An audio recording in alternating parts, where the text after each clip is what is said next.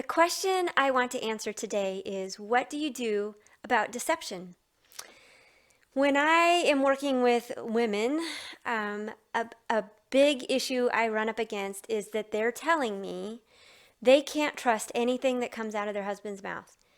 And if you think about it, the key role of a narcissist or an abuser is to maintain a facade that, outside of the home, they look perfect, they look beautiful, they're good people, they're altruistic, they're into all kinds of things.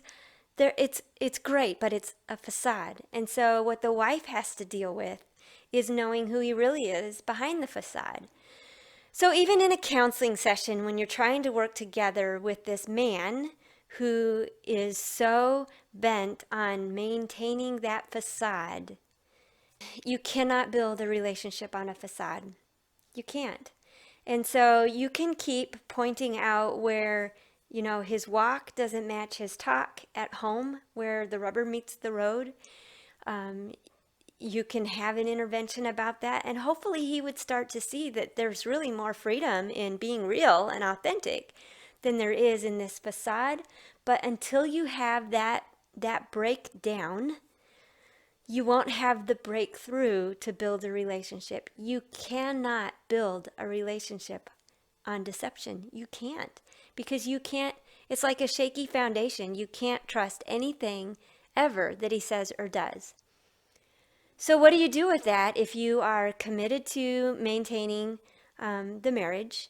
You want to stay in it, but he just isn't changing from that deception, the lie, from the facade. That's a hard question to answer. And I would say the hardest part about it is in walking out your own integrity might mean that you stay in this marriage grieving that it will never be what you wanted it to be. There will not be any depth of relationship ever, because you can't trust anything he says or does. You can still find joy and fulfillment and life in that space.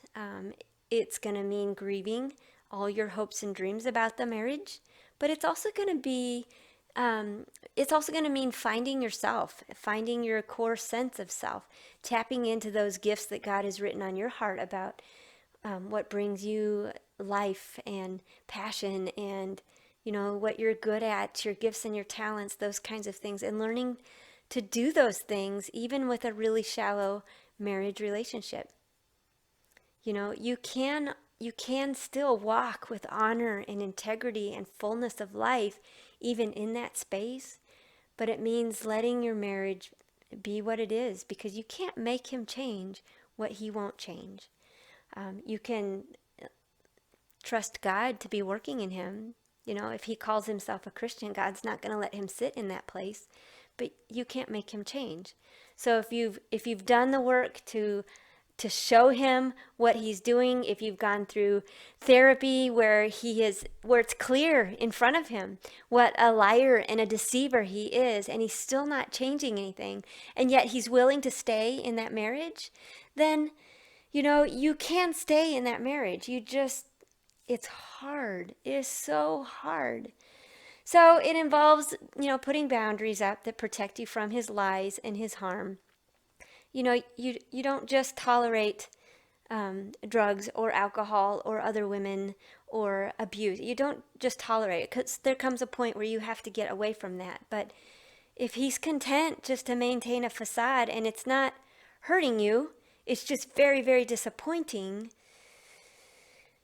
dump that disappointment at the foot of the cross and let God show you how to walk this out as a conduit of grace and mercy, even if your husband won't change anything. I know that's really hard, but there comes a time where you start to sense that power of God in you to live life well, even as you've died to those dreams of a marriage like you wanted.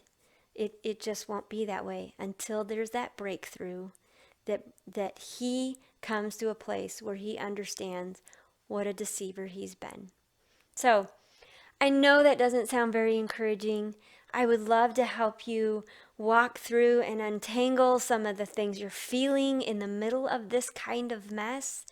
Just know that you can, through the grace of God, walk in that space with graciousness, with mercy, with love, with life, because of God in you, even though you can't make your husband change.